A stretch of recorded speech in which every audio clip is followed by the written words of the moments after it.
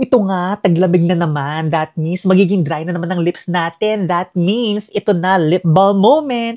Pero before I show you this lip balm, ito nga kasi nagtanong nga si Ate Me.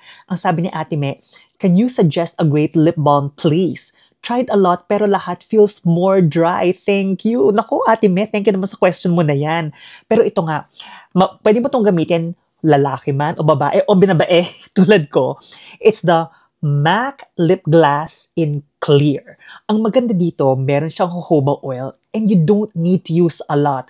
I've worked in retail for more than 10 to 15 years. Ang maganda dito, ang dami kong nasubukan pero ito talaga yung nag-work. All you have to do, you just have to use a very small amount kung kita mo yan.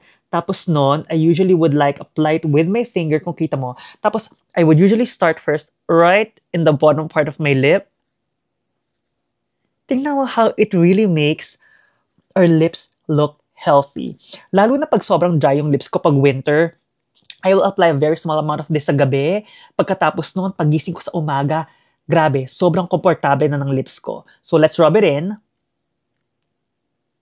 As in, look at that. Sobrang konti lang, but it really hydrates the lips, moisturizes the lips, and talagang matatanggal yung dryness. So talagang yun. So I hope, Ate Men, nasagot ko yung question mo, but this one really works. It's the MAC Lip Glass in Clear. Diba? Bagay na bagay sa ating mga Pinay.